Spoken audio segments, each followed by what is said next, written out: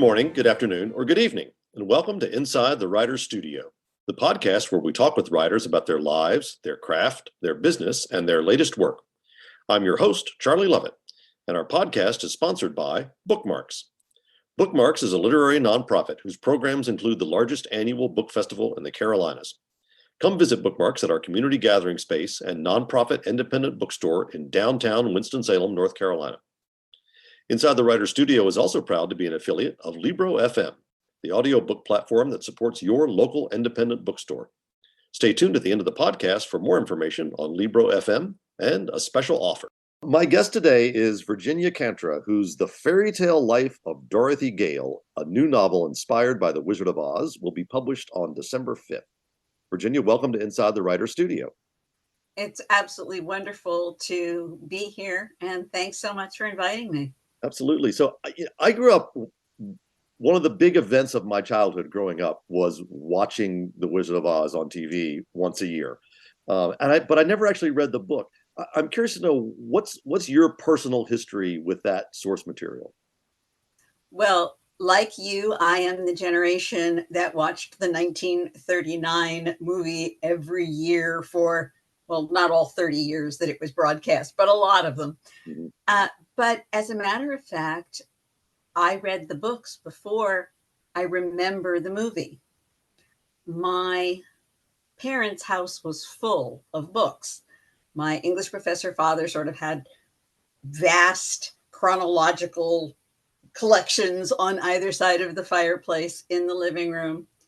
And in the hallway between my sisters and my bedroom, there were bookshelves that were ours, that housed my mom's collection of mostly childhood classics. Mm-hmm, mm-hmm. So she had, and at the time, I didn't really pay attention to the inscription.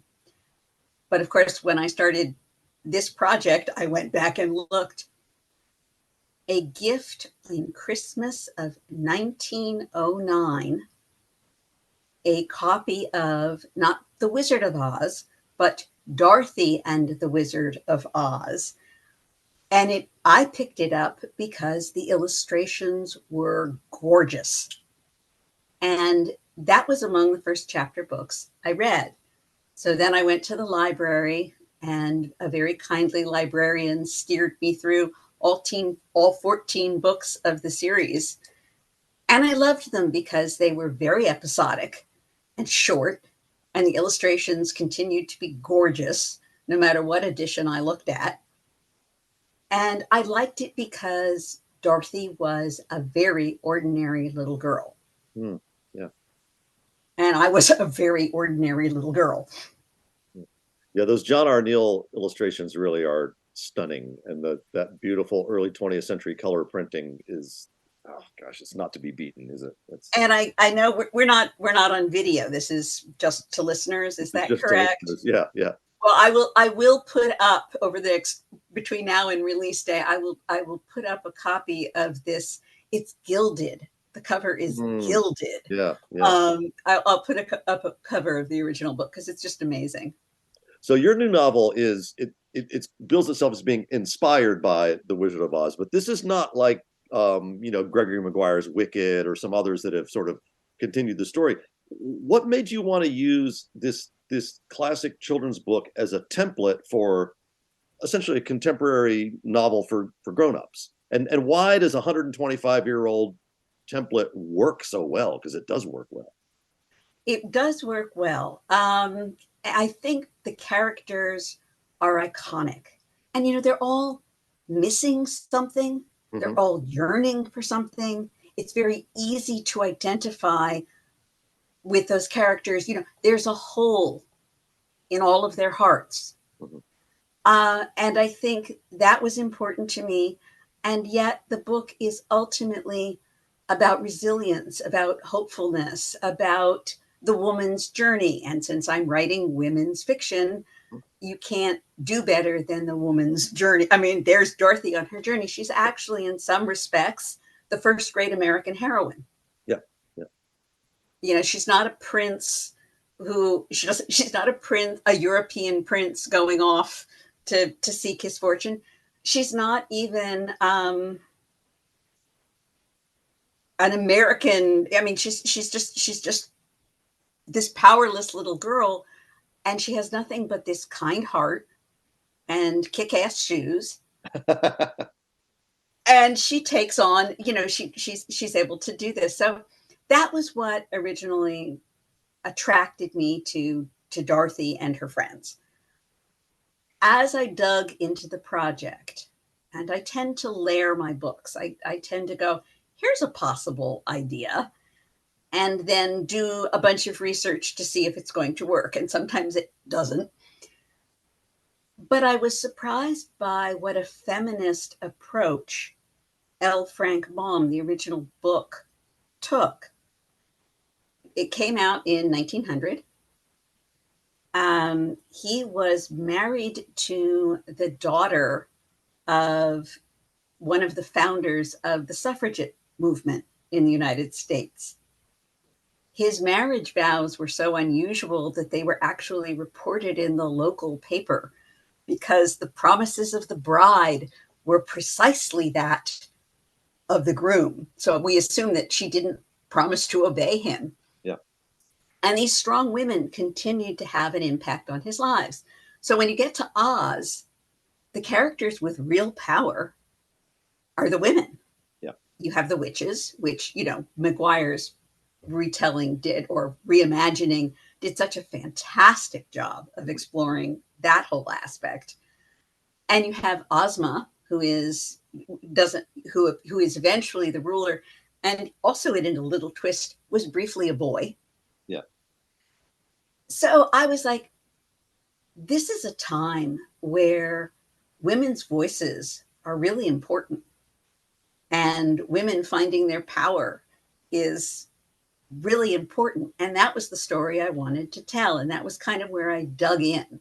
Yeah. So everything from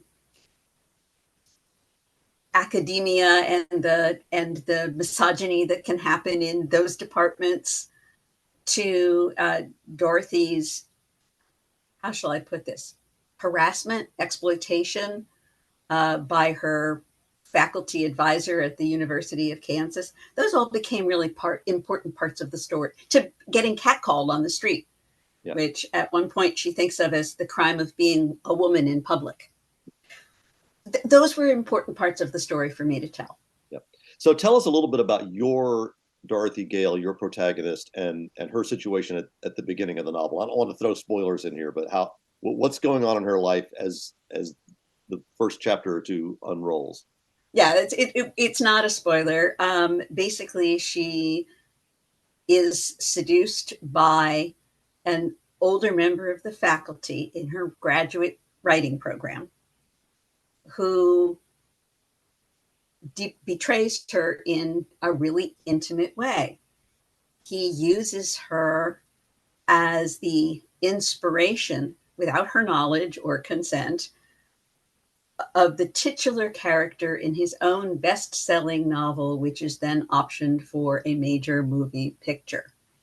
And he takes my Dorothy Gale, my D Gale, and he rewrites her as Destiny Gale and presents her as this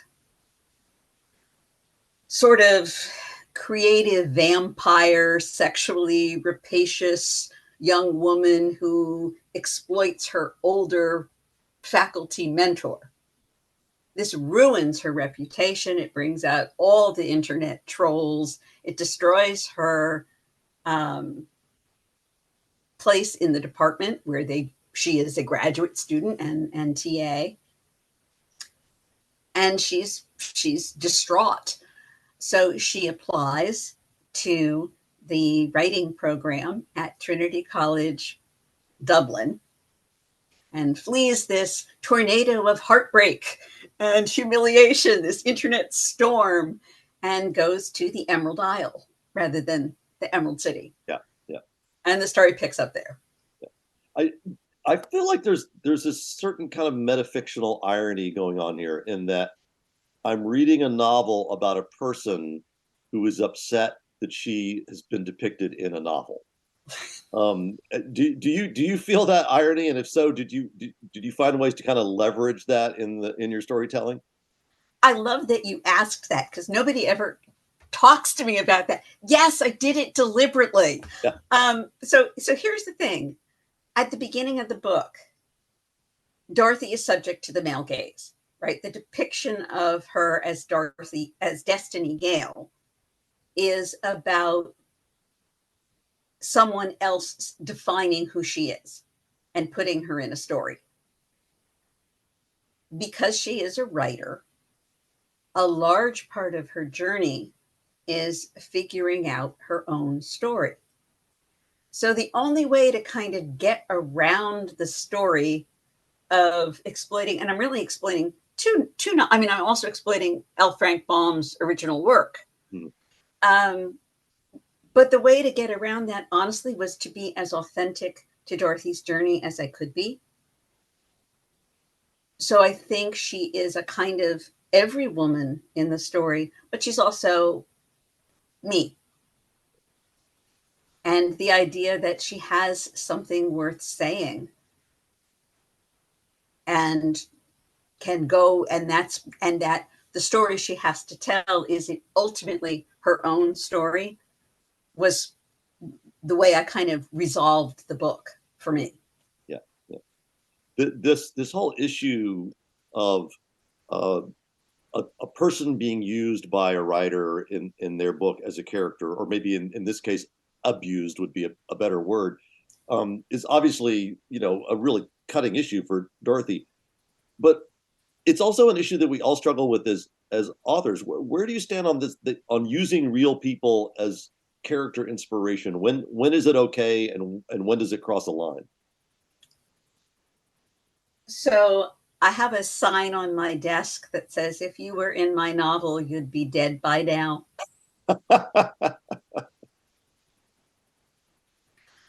It is a tricky line to navigate, especially when there are people who are close to you who are an ongoing source of material. Yeah. I think everybody, because we have these curated images online, and I'm not just talking about writers here, I'm talking about anyone who has a presence on social media. You have to decide what's public and what's private. My children for years have, in fact, I still use pseudonyms for all of my family members. Mhm. So, and their spouses, and I'm very careful about how I use the kids in the family. My husband has an online persona of Italian guy. He actually has his own little fan club of people who have met him at writers' conferences over the years, who expect him to, chat with them in the line, or buy them limoncello at dinner, or whatever it is. And because honestly, he's an ongoing source of humor and heart, and he accepts the fact that there's my husband, who I live with, and then there's this edited persona who exists online. Yeah. So I do think that writers have to draw from real life. We have to draw from our personal lives, or we're not telling the truth. But I think anything that we can do to preserve the privacy of the people that we love is necessary, both on social media and in our books. I think Penguin Random House always puts those little declaimers. Any resemblance to any real life person is completely accidental, which of course is a useful legal thing to say in a book. And I'm frequently grateful and astonished by the people I have put in my books who have not recognized themselves. Yeah. So the novel opens, as you have just described, sort of the opening situation, and we learn a lot of stuff about Dee and about her situation and about her environment in the first, even just in the first few pages of this novel. But we don't learn it through dull and boring narrative summary. Can you talk a little bit about give us a little miniature class in the art of elegant exposition? Oh, that's so kind of you to say. Let's see. I have a rule. If she can think it, she can say it. It's better if she says it to another character, preferably not a major character who will have an impact in the book. And it's best if they fight about it. Mm. So one of the things I did, I know that as writers, we're frequently taught to avoid flashbacks at all means. But in those first few pages of Dorothy Gale, there's a remembered dialogue between her and, this is the Wizard of Oz, after all, Auntie M. Mhm. And that encapsulates a little bit of her history. And it's much better to show that as dialogue with her aunt, even though it takes place before the actual action of the novel. And rather than set that off as a prologue or take or make a vast scene out of it, which would pull us from the now of the story, I try to present things like that the way we remember them, as snippets of dialogue, as thoughts while we're doing something else. But anytime you can put a thought in dialogue, it's a better thought. Yeah. Or a better way of explaining something. You tell this story. We have some chapters that are in the first person from Dee's point of view, and then we have some chapters that are in the third person that are centered on other characters. Tell us about your choice to tell the story from these multiple viewpoints and these multiple voices. Well, I gave separate chapters to Tim Woodman, which, yes, who is a British businessman and student in the master's program in business at Trinity College, and to Sam Clary, who dropped out of Trinity in his sophomore year to take over his father's newsagent's shop, and therefore either lacks the brain or the diploma to show how smart he really is. With Riti Kaur, who is and her name is Dilreet, which means lioness in Punjabi. I did not feel the need to give her a separate point of view because she and Dee become roommates and best friends. And so anything that Riti experiences or thinks or feels, these two women friends are going to talk about. Right. So she didn't need a point of view. However, with Sam and with Tim, they have experiences that Dee's never on camera. I can't tell their scenes from Dee's point of view because she's not there. Yeah.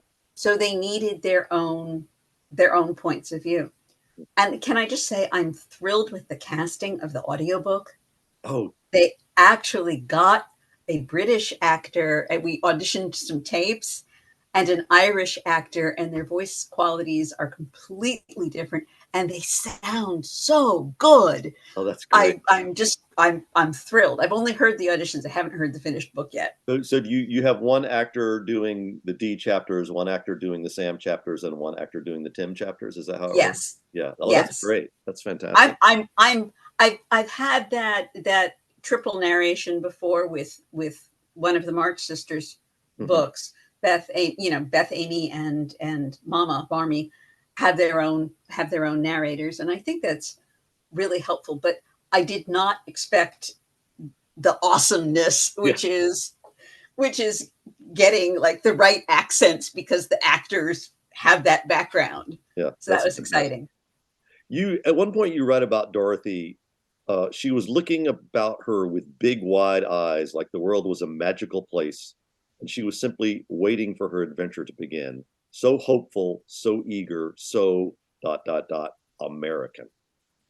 What do you see? We kind of touched on this a minute ago, but what do you see as the essential American traits of Dorothy Gale? And here we can talk about your Dorothy Gale and Baum's Dorothy Gale. What makes them American, and what makes that different from if they weren't American? They're naive. Mm-hmm. They're resilient. They're enterprising.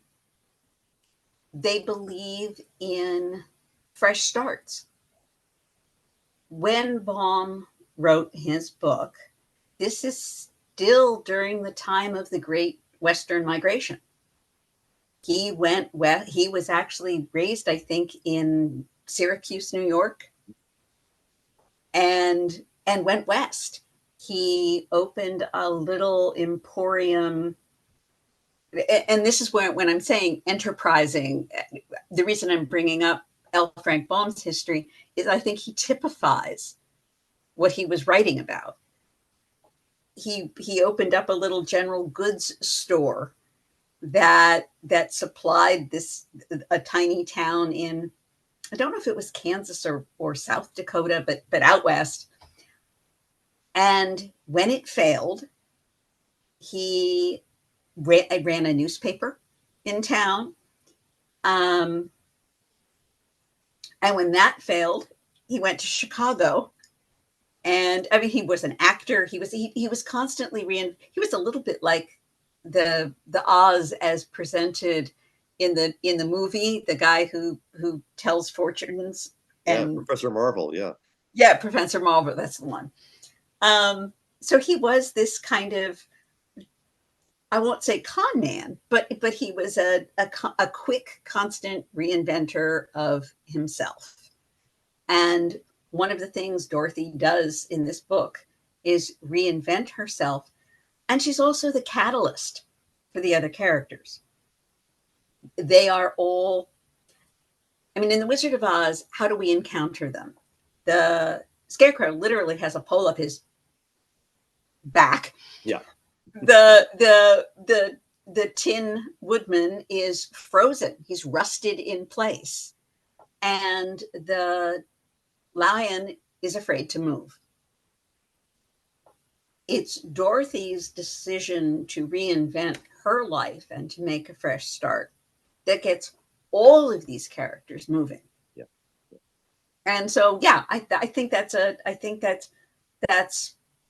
and of course she learns from them as well. I don't think until she starts to see herself through their eyes that she sees herself very clearly, or the other people around her. I mean, even in Dublin, there are people who she initially gives the benefit of the doubt to, that maybe she shouldn't. So she does learn to see things more clearly. She still has that sort of naivete to her. But yeah, so that would be my take on her as an American heroine. Yeah. When she comes to Dublin, I love this scene. She's wandering around and just sort of taking it all in, and the Europeanness of it. And she says that she goes, "I've never been to the Wizarding World theme park, but this is what I imagine it must be like." And that I found that a really telling comment about sort of the collision of reality and fiction in this character. Can you talk about the kind of the relationship between fiction and reality in Dee's life? Well, she's someone who's lived very much in her head. And in her, I think she's 25 in the book, about, which I sort of think of as the contemporary coming of age. Where her head is has been a pretty gray place. And I wanted to recapture that iconic movie moment in that you will remember, that I Yeah. remember, that I hope listeners will remember, when we go from the gray farmhouse, which has been in sepia tones, and it's snatched up into the sky and it's dumped into Munchkin Land, and our protagonist opens the door and it's Technicolor, which in 1939 had even more impact, probably. But I wanted to recapture this. Is actually a really, I've been talking about, well, there's all this, sexism, and but this was a joyful book for me. This book made me happy to write, and I wrote it near the end of the pandemic when I was desperate to escape over the rainbow, or really anywhere. And so to have, I think she's great because she brings this fictional perspective of hope. She's constantly like reimagining things. But as the book goes on, it's her life that becomes the story. She is able to integrate her imagination with real choices and real decisions she makes for herself. And I think that's part of her growing up. That's part of her coming of age. You talking about that iconic moment where it goes into Technicolor, and I remember as a young child, we had a black and white television. It wasn't until I think I was a teenager that I realized that there was this transformation, and in a way, that's very sort of symbolic of the way we discover life as we age. But there are other ways in which you incorporate our kind of cultural memory of Oz. You do it through vocabulary and through metaphor and through imagery. Can you talk a little bit about some of the more subtle ways that you sort of just drop these little Wizard of Oz So hints? many rainbows. Yeah. So many rainbows. Um, this will feel a little bit like a digression, so just That's okay. stop me if it goes too far afield. My sons were both in Odyssey of the Mind. Yeah, our daughter did that. Yeah. Okay, I was a coach. For people who are not familiar with Odyssey of the Mind, it consists of giving school children a problem, asking them to solve the problem and make up a story to go with it. And it's not that bad, but it was sort of like, I remember the first time I got my problem set that my team could choose from, and I looked at my husband and said, it's like giving a kid a purple balloon, a 2x4, and a light bulb, and telling them to make a car that runs. When you're given something with as much in it as the Wizard of Oz books and the movie, and I did want to reference both because I think both are really an important part of the culture. You get to kind of pick your Easter eggs. It was really important to me that Dee's story stand on its own, that you would be able to read it without going, what's that? And there are certainly cultural references in there. We referenced Harry Potter. Yeah. There's one where she compares the buildings at Trinity College to Pemberley.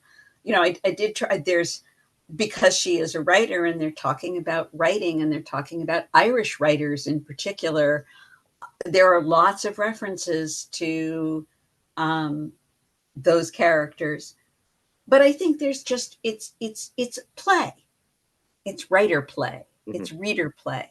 I hope readers will go through, I've read that comic book Monstrous, or I've picked up Sally Rooney, or I want them to feel those little shocks of pleasure and recognition as they're reading, because it was a shock and a pleasure to me to include them, but I don't think you need them.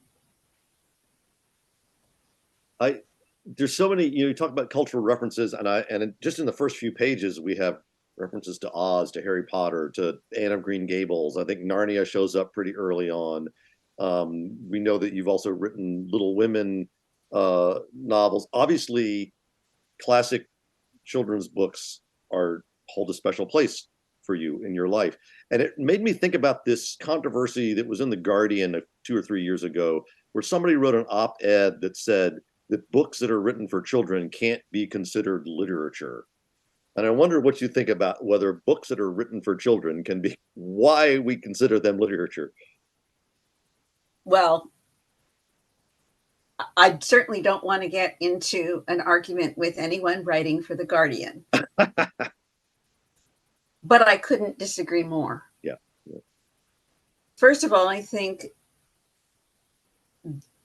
separating the separation of books written for children and the books that adults should read is a relatively modern construct, and it's stupid.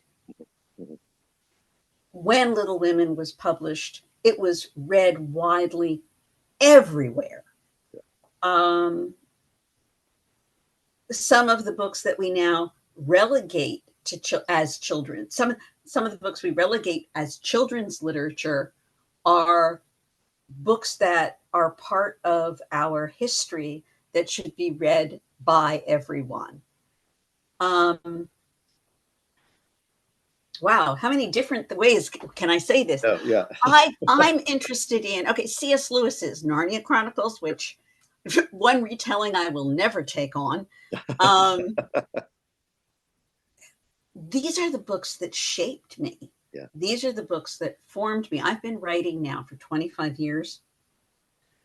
And I am increasingly drawn to the stories that had that impact. When you create a character, they always say there are like 3 things that you should think about.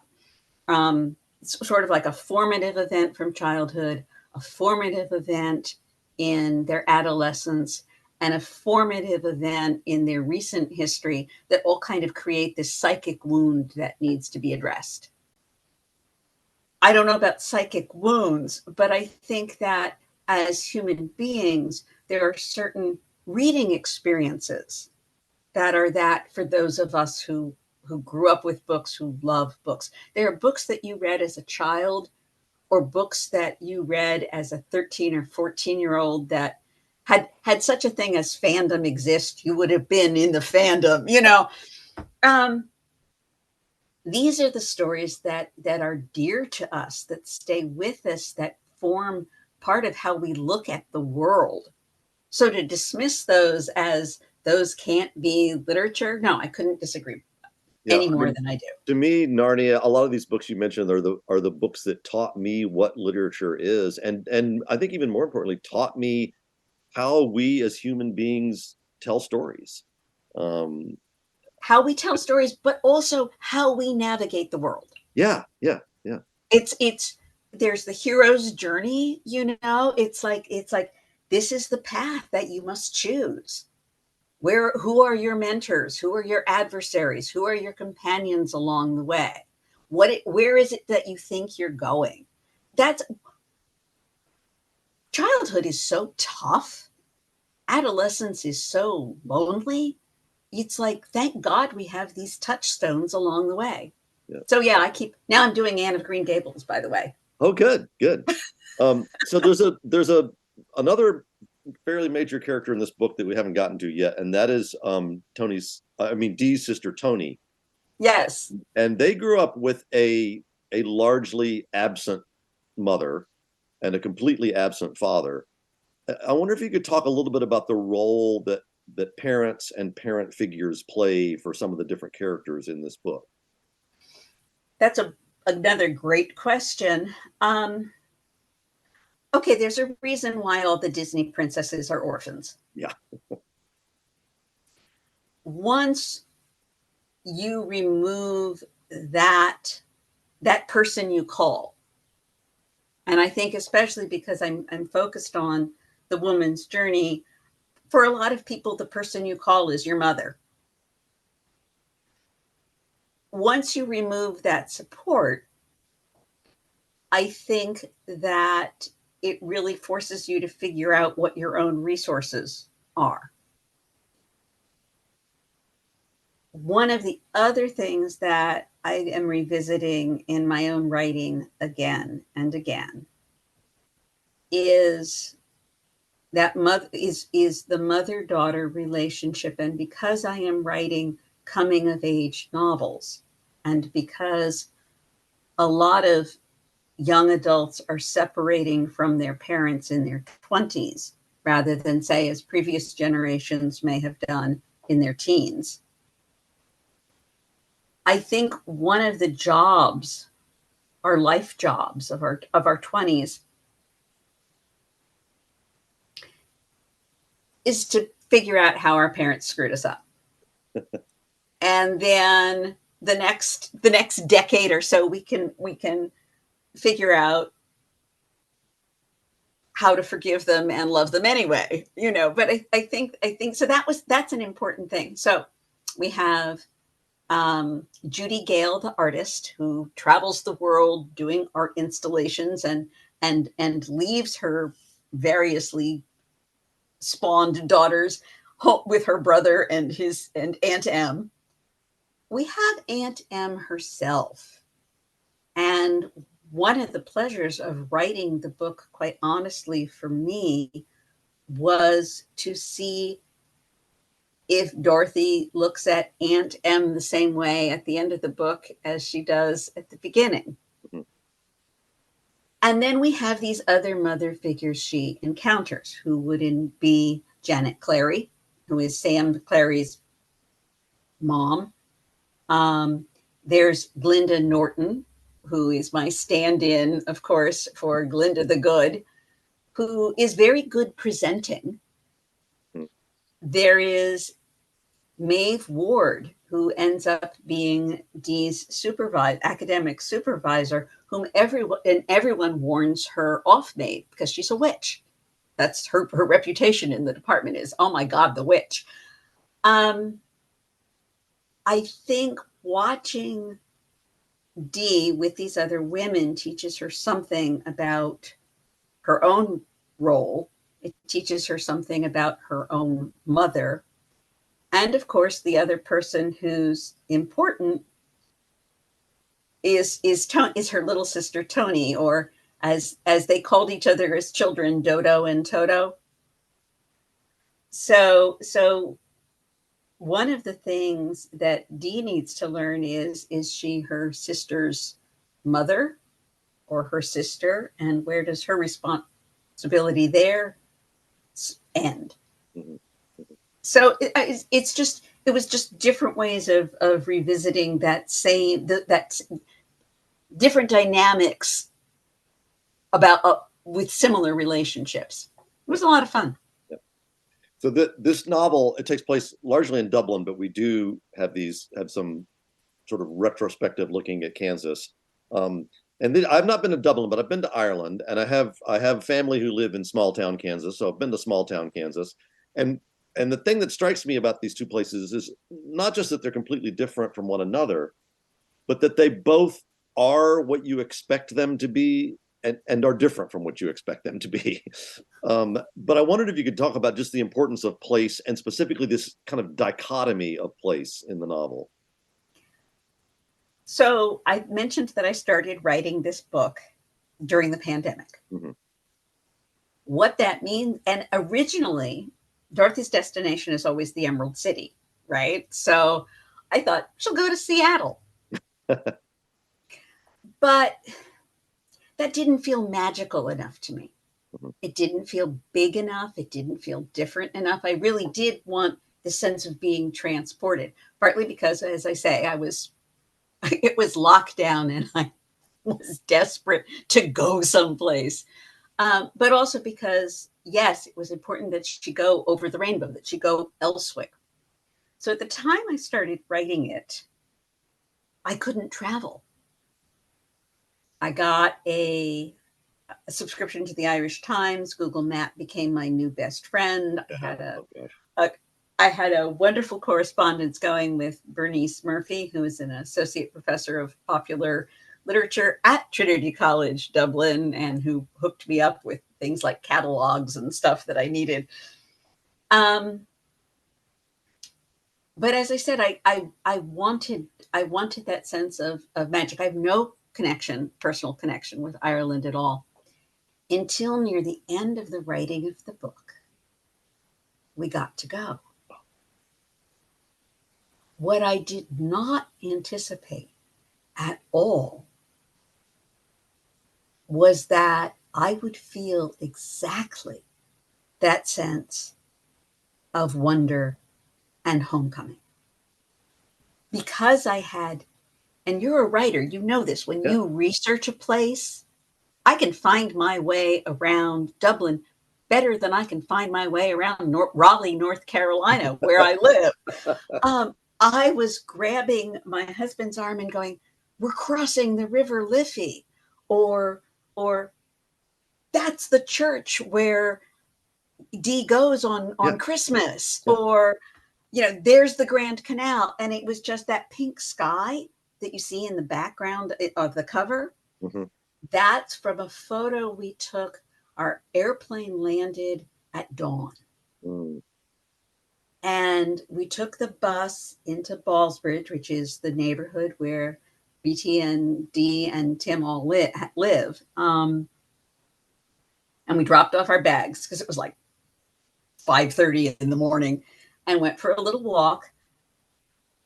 And there was the pink sky over there's this stone bridge, and the Grand Canal at that point is not very grand. I mean, you could throw a rock from one bank to another. And the pink sky reflected in the black water and the old stone bridge and the trees all around, and you're in the middle of the city. Yeah. And then the whole trip was like that. It was magical. It was other. It was wonderful. Not dissing Kansas in any way, but No, wow. I understand that feeling, and I definitely recommend to our listeners, write a novel and then go to the place where it is set, and because there's something marvelous about walking down the street and going, "Oh, Magda lived there. Oh, that's where they had lunch." All as you said. So just to break in, if any listeners go to Dublin, look for the literary pub crawl. It's one of the best walking tours ever. It's supposed to take 2 hours. I think we finally flagged out after about 4. You only stop at 4 pubs, but it's given by actors in Dublin. They take you around, and there's this wonderful sense of how the history and the literature and the architecture of Dublin is all this wonderful, cohesive, messy whole. Mm-hmm. And so they act out bits from plays and poems, and you don't have to really know much about English literature to just drink it down like a strong shot. It's wonderful. That's You great. should all do that. Well, I think readers are going to have so much fun with this book, and we certainly look forward to seeing you. You're going to be here at Bookmarks on the 6th of December to sign copies, and so I know a lot of our listeners will be here for that. We do like to end every episode of Inside the Writer's Studio with the same 10 questions. You should be able to answer. Each of these are just in just a few words, but I think they'll give us some insight into you and into your writing. So we'll begin. What word do you love to work into your writing? Glimmer. What word do you hate to encounter in other people's writing? Moist. Where's your favorite place to write? Right here in my office. Where could you never write? I don't think there is any place I could never write. That's a great answer. To what rule of grammar do you pay least attention? Sentence fragments. What was the first book you remember reading? See Dick. See Jane. What are you reading now? Well, I'm going through multiple copies of Anne of Green Gables. And And I'd have to reach for and I think, oh, it's Christmas time. So at Christmas time, I always read old Mary Bala historical romances. They're Nice. my total comfort read. Yeah. What book would you like to have written? How many times can we reference Narnia today? Okay. Yeah. I mean, I'm not good enough or wise enough, but oh my goodness, Yeah. that book. What sort of book would you like to write, but probably never will? So I've been doing this for 25 years. I'm lucky because every time I've wanted to do something else, I've had time to do it. And so I'm doing exactly what I want to do. If you want to ask me if I want to play honky tonk piano, though, yeah, that. And finally, what would you like to hear a reader tell you? That I made a hard time easier. This has been Inside the Writer's Studio. I'm your host, Charlie Lovett, and my guest today has been Virginia Kantra, whose novel, The Fairytale Life of Dorothy Gale, will be available wherever books are sold on December 5th. Virginia, thanks for joining us. Thank you so much, Charlie. It's been so much fun. Inside the Writer's Studio is sponsored by Bookmarks, a literary nonprofit that runs the largest annual book festival in the Carolinas and operates a community gathering place and nonprofit independent bookstore in downtown Winston-Salem, North Carolina. To find out more about Bookmarks and all its programs, visit www.bookmarksnc.org. Inside the Writer's Studio is proud to be affiliated with Libro FM. Unlike other audiobook platforms, Libro FM supports your local independent bookstore. Whether you buy a single book or, like me, a monthly subscription, you can link your account to your local store or to Bookmarks to support literary community. For a special 2-for-1 offer, go to libro.fm and use the discount code WRITERS. If you've enjoyed Inside the Writer's Studio, please consider leaving a rating or review online at Apple Podcasts or wherever you get your podcasts. Inside the Writer's Studio posts new episodes on the 1st and 15th of every month. I'll be taking a little time off over the holidays, but I'll be back in the new year with more guests, more books, and more great conversations. Until then, thanks for listening, and may you read with wonder and write with passion.